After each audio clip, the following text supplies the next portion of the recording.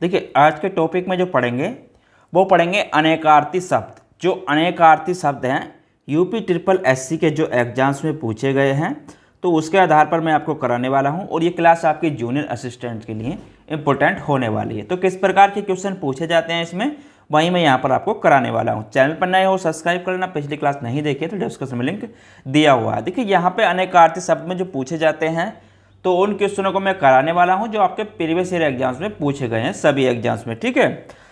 तो उसी आधार पर आपके क्वेश्चन बार बार रिपीट होते रहते हैं। तो यहाँ पर देखिए पहला क्वेश्चन है आज का, यानी कि हमें यहाँ पर बताना है श्वेत और स्वेद का अर्थ है। तो स्वेद और श्वेत का जो अर्थ होता है वो क्या होता है। देखिए जो श्वेत होता है, अगर श्वेत की बात करूं तो श्वेत का जो अर्थ होता है वो क्या होता है। तो श्वेत का जो अर्थ होता है वो होता है सफ़ेद, ठीक है।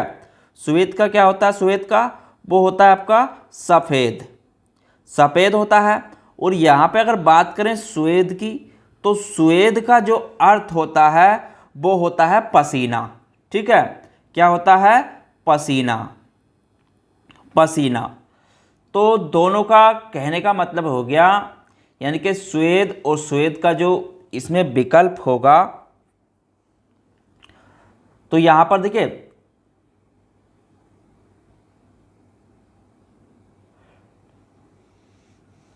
तो यहां पर क्या हो जाएगा, तो यहां पर आपका हो जाएगा ऑप्शन नंबर सी इसका आंसर हो जाएगा, ठीक है। तो इस प्रकार क्वेश्चन पूछ लेता है, आपको ध्यान रखना है, ठीक है।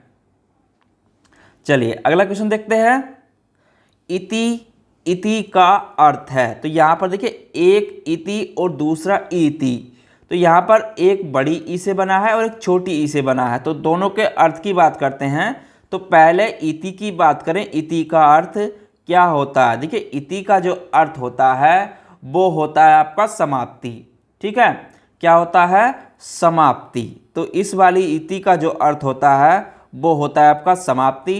और दूसरा जो इति है इसका अर्थ होता है, ये वाली जो इति है इसका अर्थ होता है विघ्न, ठीक है। तो विघ्न होता है इसका अर्थ। तो इस चीज़ को आपको ध्यान रखना है। तो ऑप्शन नंबर कौन सा हो जाएगा इसका आंसर, यानी कि ऑप्शन नंबर बी इसका आंसर हो जाएगा। तो इस प्रकार के क्वेश्चन पूछे जाते हैं और इसीलिए मैं आपको यहाँ पर ये करा रहा हूँ, ठीक है। तो इस चीज़ का आपको ध्यान रखना है।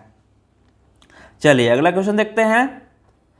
किस विकल्प में शब्द युग्म का अर्थभेद सही नहीं है, ठीक है। तो यहाँ पर हमें बताना है। देखिए यहाँ पर अगर बात करें पहले ऑप्शन में अनिल, अनल, तो अनिल का जो होता है वो हवा होता है, ठीक है। अनिल का हवा होता है और अनिल का आग होता है। तो यहाँ पर ये सही है।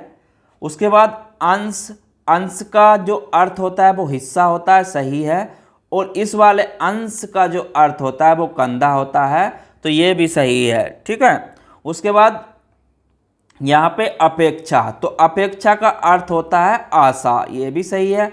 और उपेक्षा का अर्थ होता है निराधार, तो ये भी सही है, ठीक है।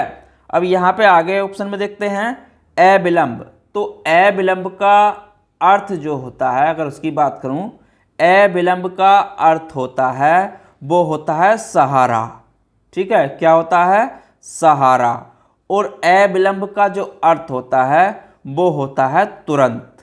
क्या होता है, तुरंत। तो यहाँ पर ये दोनों सही नहीं है, ठीक है। तो इसका सही आंसर जो होगा वो सहारा और तुरंत होगा, ठीक है।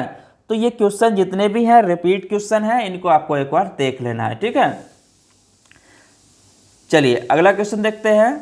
अगला क्वेश्चन है अली का शब्द का अनेकार्थी शब्द है। तो अली का अर्थ जो होता है वो होता है भंवरा, ठीक है। क्या होता है, अली का अर्थ होता है भंवरा। तो अली का अर्थ की अगर यहाँ पे बात करें, भंवरा और इसका कोयल भी हो जाएगा, ठीक है। भंवरा और कोयल इसका अर्थ हो जाएगा। चलिए अगला क्वेश्चन देखते हैं। और जितने भी क्वेश्चन है सारे यूपी ट्रिपल एससी एग्जाम से पूछे गए हैं, चाहे वो आपका कोई सा भी एग्जाम्स हो, ठीक है। तो निम्नलिखित में से जो में कौन सा शब्द ब्याल शब्द का अर्थ नहीं है। तो यहाँ पर अगर बात करें ब्याल शब्द, तो यहाँ पर जो दिया हुआ है ब्याल शब्द का जो अर्थ है वो यहाँ पर नहीं है। देखिए ब्याल के अनेकार्थी शब्दों की बात करूं तो ब्याल का आपका सांप भी होता है, शेर भी होता है, राजा भी होता है, लेकिन इसका यहाँ पे अगर बात करें तो दुर्ग नहीं होता है। ठीक है, क्या नहीं होता है? दुर्ग इसका अर्थ नहीं होता है। ठीक है, चलिए अगला क्वेश्चन देखते हैं। अगला क्वेश्चन है सर्प, मेंढक, सिंह, घोड़ा, वानर, हाथी आदि को समझने वाला शब्द है। तो यहाँ पर हमें बताना है कौन सा है। देखिए ये किसके हैं, तो ये सारे अनेकार्थी शब्द किसके हैं, यहाँ पर हमें इसका बताना है। देखिए यहाँ पर अगर बात करें तो सर्प, मेंढक, सिंह, घोड़ा, वानर, हाथी, तो इसके जो अनेकार्थी शब्द हैं तो यहाँ पर अगर बात करें तो सारे हरि के हैं। ठीक है, किसके हैं? हरि के अनेकार्थी शब्द हैं। ठीक है, चलिए अगला क्वेश्चन देखते हैं। निम्नलिखित में से कौन सा शब्द अनेकार्थक है? तो यहाँ पर कौन सा शब्द अनेकार्थक है? देखिए यहाँ पे अगर बात करें पहले की अभिमान की, तो अभिमान यहाँ पे कौन सा अनेकार्थक है? देखिए तो यहाँ पर अनेकार्थक की अगर बात करें तो अर्थ जो है यहाँ पर आपका अनेकार्थक है। ठीक है, अर्थ क्या है यहाँ पर आपका? अनेकार्थक है। और अर्थ के जो अर्थ होते हैं, अगर बात करूँ अर्थ के, तो वो होते हैं जैसे आपका क्या हो गया? धन हो गया, मतलब हो गया। ठीक है, धन हो गया, मतलब हो गया, या अभिप्राय हो गया, अभिप्राय, या आपका इंद्रिय विषयक हो गया। क्या हो गया? इंद्रिय विषयक। तो इसके ये अनेकार्थी अर्थ होते हैं। ठीक है, तो इसके अनेकार्थी अर्थ हैं। ठीक है, तो इसको यहाँ पर नोट कर लेना।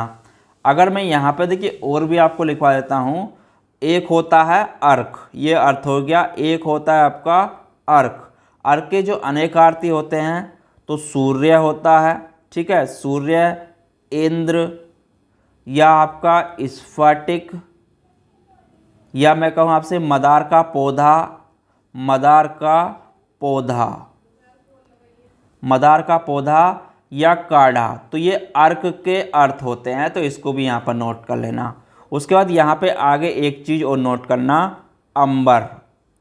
अंबर, तो अंबर के जो अनेकार्थी शब्द हैं, वस्त्र होता है। ठीक है, वस्त्र होता है, आकाश होता है, और आपका मेघ होता है, और आपका अभ्रक भी होता है। ठीक है, तो इसके अनेकार्थी अर्थ हैं। और एक होता है अनंता। अनंता, अनंता के जो अर्थ होते हैं, पृथ्वी हो गया। ठीक है, पृथ्वी हो गया, पार्वती हो गया, और आपका दूब हो गया, और पीपर हो गया। तो ये इसके अनेकार्थी अर्थ हैं, इसको यहाँ पर भी नोट कर लेना। ठीक है, चलिए अगला क्वेश्चन देखते हैं। इनमें मूक का अनेकार्थी शब्द कौन सा नहीं है? ठीक है, तो यहाँ पर बताना है मूक का अनेकार्थी शब्द कौन सा नहीं है। देखिए यहाँ पर अगर बात करूँ तो यहाँ पर मूक का अनेकार्थी शब्द क्या क्या होते हैं, पहले तो आपको बता दूँ। तो मूक के आपके जैसे गूंगा हो गया। ठीक है, अनेकार्थी शब्द गूंगा भी होता है, गूंगा भी होता है, और चुप भी होता है। यहाँ पर बी नंबर पर चुप है, तो चुप भी होता है, और शांत भी होता है। ठीक है, तो ये भी है, ये भी है, ये भी है। लेकिन यहाँ पे अगर बात करें विवश की, तो विवश का मतलब हो गया यानी कि बाध्य है। तो विवश का क्या होता है आपका? बाध्य है। तो विवश का होता है बाध्य है, तो यहाँ पर विवश आपका नहीं है। ठीक है, तो मूक का अनेकार्थी शब्द यहाँ पर विवश नहीं है, और मूक का अनेकार्थी आपका विवश नहीं है यहाँ पर। ठीक है, चलिए अगला क्वेश्चन देखते हैं। जल, प्राण, पुत्र किस शब्द के अनेकार्थी शब्द हैं? तो जल, यहाँ पर अगर बात करें जल, प्राण, पुत्र, तो जल, प्राण, पुत्र जो अनेकार्थी शब्द हैं वो आपके देखिए जीवन के हैं। ठीक है, किसके हैं?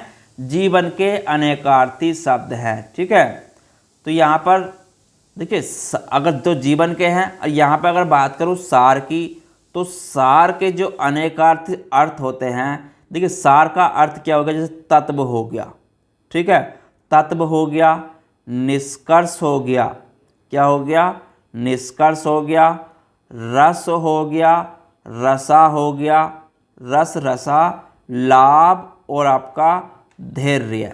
तो ये इसके अनेकार्थी अर्थ हैं, तो इसको यहाँ पर नोट कर लेना। ठीक है, तो ये किसके हैं, सार के। चलिए अगला क्वेश्चन देखते हैं।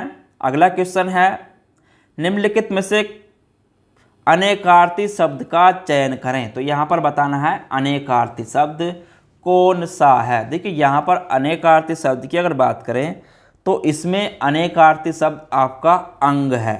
ठीक है, क्या है, अंग है। तो अंग के जो अन्य अर्थ होते हैं, अगर उसकी बात करूं अंग के अर्थ, तो अंग के क्या क्या होते हैं, जैसे आपका भेद होता है। ठीक है, भेद होता है, पक्ष भी होता है, टुकड़ा भी होता है। ठीक है, पक्ष भी होता है, टुकड़ा भी होता है, अंश भी होता है और आपका शरीर भी होता है। ठीक है, शरीर भी होता है, अवयव भी होता है, अवयव भी होता है, और ये आपका अंग जो होता है एक देश का नाम भी होता है। क्या होता है, एक देश का नाम।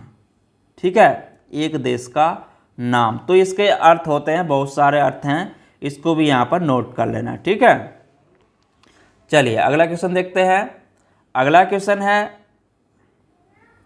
निम्नलिखित अनेकार्थी शब्द का दूसरा अर्थ बताइए। तो निम्नलिखित में से अनेकार्थी शब्द का अर्थ बताना है अज और अजन्मा। देखिए अज और अजन्मा की अगर यहाँ पे बात करूँ, अज और अजन्मा, तो अज जिसका इसका अर्थ होता है अजन्मा, जिसका कभी जन्म और कभी मृत्यु न हो। ठीक है, अज अजन्मा, जिसका कभी जन्म और मृत्यु न हो। तो इसका यहाँ पर अगर बात करें तो यहाँ पर तो इसका अनेकार्थी मतलब कहने का ये हो गया, जिसका कभी जन्म और कभी मृत्यु न हो, अर्थात ईश्वर का न तो जन्म होता है, कहने का मतलब हो गया ईश्वर। ठीक है, ईश्वर का न तो जन्म होता है और ना ही मृत्यु होती है। ठीक है, तो यहाँ पर हो जाएगा ईश्वर। चलिए अगला क्वेश्चन है, देखिए जितने भी क्वेश्चन है आपके रिपीट क्वेश्चन है, पूरे प्रीवियस ईयर एग्जाम से पूछे गए हैं। तो यहाँ पर इस चीज़ को आपको ध्यान रखना है, क्वेश्चन बार बार पूछ लिए जाते हैं, रिपीट क्वेश्चन होते हैं, तो इसी आधार पर क्वेश्चन पूछे जाते हैं। तो अगला क्वेश्चन है यहाँ पर, देखिए अगला जो क्वेश्चन है यहाँ पर दिया हुआ है, अनेकार्थी शब्द का दूसरा अर्थ बताइए। तो अनेकार्थी शब्द का जो दूसरा अर्थ होता है यहाँ पर बताना है प्रथम स्वेच्छाधारी। तो प्रथम स्वेच्छाधारी की अगर यहाँ पे बात करें तो प्रथम स्वेच्छाधारी का जो अर्थ होता है वो क्या होता है। देखिए प्रथम स्वेच्छाधारी का अगर बात करूँ तो इसका अनेकार्थी जो शब्द होता है वो होता है उन्मत्त। ठीक है, क्या होता है, उन्मत्त होता है। तो यहाँ पर जो विकल्प के अनुसार अगर बात करें तो उन्मत्त इसका होगा। ठीक है, क्या होगा, उन्मत्त। चलिए अगला क्वेश्चन देखते हैं, निम्नलिखित अनेकार्थी शब्द का दूसरा अर्थ बताइए। तो निम्नलिखित अनेकार्थी शब्द का दूसरा अर्थ क्या हो सकता है। देखिए कनक धतूरा, तो कनक का जो होता है, देखिए कनक कनक, तो आपने एक मुहावरा सुना होगा, कनक कनक ते सोगनी मादकता अधिकाय व फाइव। तो उसमें भी क्या है, यानी कि अगर इसके अनुसार की बात करें तो कनक आपका सोना होता है। ठीक है, कनक क्या होता है, कनक को हम सोना भी कह सकते हैं और धतूरा भी। ठीक है, तो इसका पहला अर्थ धतूरा और दूसरा अर्थ इसका सोना होता है। ठीक है, तो सोना और धतूरा कनक का दोनों अर्थ होते हैं, तो इस चीज़ का भी आपको यहाँ पर ध्यान रखना है। ठीक है, अगला क्वेश्चन है, अंक शब्द का अनेकार्थी शब्द नहीं है। तो अंक का अनेकार्थी शब्द इसमें से कौन सा नहीं है। देखिए अंक की अगर बात करूं तो अंक के जो होते हैं, संख्या भी होता है। ठीक है, संख्या भी होता है, गोद भी होता है। ठीक है, संख्या भी होता है और आपका गोद भी होता है। ठीक है, लेकिन यहाँ पर पृथ्वी नहीं है और नाटक भी होता है, नाटक का एक भाग भी अंक में होता है, ठीक है। लेकिन यहाँ पे आपका पृथ्वी नहीं है। पृथ्वी के देखिए, पृथ्वी के जो होते हैं अनेकार्थी शब्द, पृथ्वी के अनेकार्थी शब्द की यहाँ पर बात करूँ, अनेकार्थी शब्द, तो पृथ्वी के जो अनेकार्थी होते हैं, जैसे आपका भू हो गया, ठीक है, भू हो गया, इला हो गया, धरा हो गया और आपका धरित्री हो गया, ठीक है। तो इनको भी यहाँ पर नोट कर लेना, धरित्री हो गया, तो ये इसके अनेकार्थी शब्द होते हैं पृथ्वी के, तो इनको भी यहाँ पर नोट कर लेना, ठीक है। चलिए अगला क्वेश्चन देखते हैं। पंच शब्द का अनेकार्थी शब्द नहीं है, तो पंच की अगर बात करें तो पंच का अनेकार्थी शब्द नहीं है। देखिए पंच के जो होते हैं, पांच भी होता है और इसका ग्राम सरपंच भी होता है और निर्णय करने वाला भी होता है, लेकिन इसका पंचानन नहीं है, इसका अनेकार्थी पंचानन नहीं है। तो पंचानन के अनेकार्थी जो अर्थ होते हैं, अगर उसकी बात करूँ, जैसे आपका क्या हो गया, देखिए सिंह हो गया, ठीक है, सिंह होता है, शिव होता है और आपका विद्वान भी होता है, तो इसके ये अनेकार्थी शब्द हैं पंचानन के, ठीक है। चलिए अगला क्वेश्चन देखते हैं। अगला क्वेश्चन है और लास्ट क्वेश्चन है आज के टॉपिक का, जो मोस्ट थे मैंने आपके लिए करा दिए हैं, मैं आपको इसमें आगे जो प्रैक्टिस कराऊंगा तो उसमें बहुत करा दूंगा, ठीक है। निम्न में से कौन सा अनेकार्थक है, तो यहाँ पर बताना है कौन सा अनेकार्थक है। देखिए यहाँ पर अगर बात करूँ तो साहस पुस्तक बालक, तो यहाँ पर अंबर जो है आपका अनेकार्थक शब्द है, जिसका अर्थ होता है अंबर का, यानी कि वस्त्र, इसका अनेकार्थक क्या क्या हो सकते हैं, वस्त्र भी होता है, आकाश भी होता है, ठीक है, और बादल भी होता है, इसके अनेकार्थी अर्थ होते हैं अंबर के। तो इन सबको नोट कर लेना। आज के टॉपिक में मैं इतना ही रहने देता हूँ, ठीक है, जो आपके प्रीवियस ईयर एग्जाम से पूछे गए हैं। कल मैं इसमें आपको आगे कराऊंगा, अगली क्लास में जो भी रहेगी कल आपको मैं लेकर आऊँगा। तो चैनल पर नए हो सब्सक्राइब करना, पिछली क्लास से नहीं देखी है तो डिस्क्रिप्शन में लिंक दिया हुआ है, वहाँ से जाके देख सकते हैं। चलिए फिर मिलते हैं कल, जब तक के लिए धन्यवाद।